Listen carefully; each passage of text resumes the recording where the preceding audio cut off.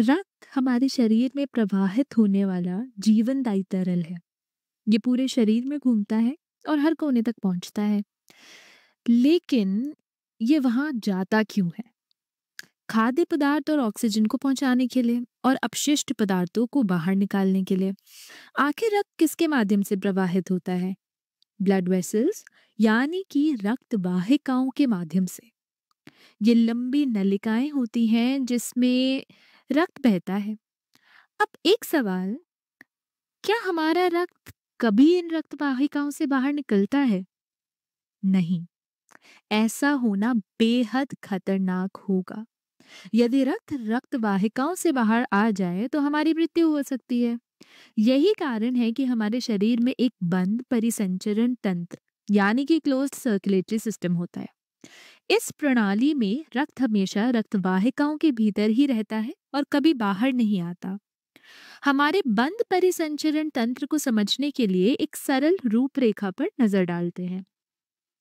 सबसे पहले बात करते हैं हृदय यानी कि हार्ट की। ये एक मांसपेशीय अंग है जो रक्त को पंप करता है। ये रक्त को दबाव यानी कि ब्लड प्रेशर के साथ पूरे शरीर में भेजता है। हृदय से रक्त बड़ी रक्त वाहिकाओं में प्रवाहित होता है।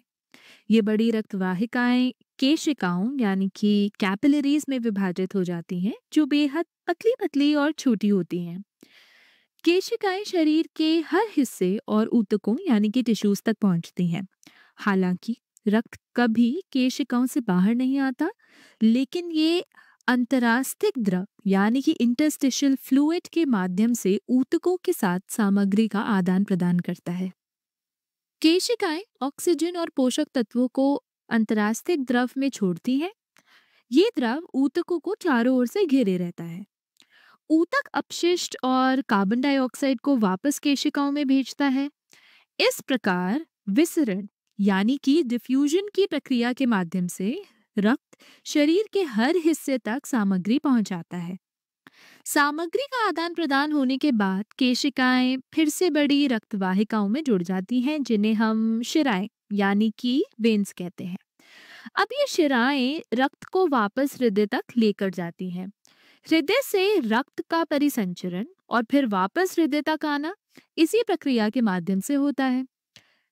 मनुष्य का रक्त लगभग 5 से 6 लीटर होता है और ये पूरे शरीर में 20 सेकंड से भी कम समय में प्रवाहित हो जाता है। एक दिन में हमारा रक्त लगभग 19,000 किलोमीटर की दूरी तय करता है। 19,000 किलोमीटर बहुत ही बड़ी दूरी है। ये इतनी कुशल प्रणाली है क्योंकि हृदय एक बहुत ही शक्तिशाली मांसपेशीय पंप है। ये बात तो है ही। हालांकि इस प्रणाली में ऊर्जा की खपत बहुत अधिक होती है।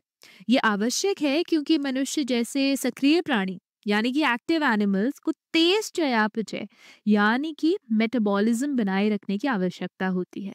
अब चलिए कीड़ों यानी कि इंसेक्ट और कुछ अन्य छोटे प्राणियों में पाए जाने वाले खुले परिसंचरण तंत्र पर नजर डालते हैं। इन प्राणियों में भी हृदय होता है जो रक्त को पंप करता है, लेकिन रक्त वाहिकाएं हमेशा बंद नहीं रहती। रक्त रक्त वाहिकाओं से बाहर निकलता है और सीधे ऊतकों को स्नान कराता है। क्या रक्त का रक्त वाहिकाओं से बाहर निकलना खतरनाक नहीं है? नहीं, क्योंकि इन प्राणियों का चयापचय दर मनुष्यों की तुलना में बहुत कम होता है। इन्हें ज्यादा पोषक तत्वों और ऑक्सीजन की आवश्यकता नहीं होती।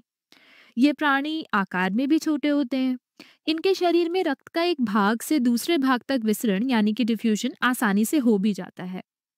रक्त सीधे ऊतकों को स्नान कराता है। यहाँ रक्त और अंतरास्थिक द्रव एक ही होते हैं। इससे हीमोलिम्फ भी कह सकते हैं और इंटरस्टिशियल फ्लूइड तो कहते ही कहते हैं। रक्त बहुत छोटे छोटे छिद्रों यानी कि ऑस्टिया के माध्यम से हृदय में वापस आता है। हालांकि ये प्रणाली बहुत धीमी और कम कुशल है, लेकिन इन छोटे और सरल प्राणियों के लिए ये पर्याप्त है।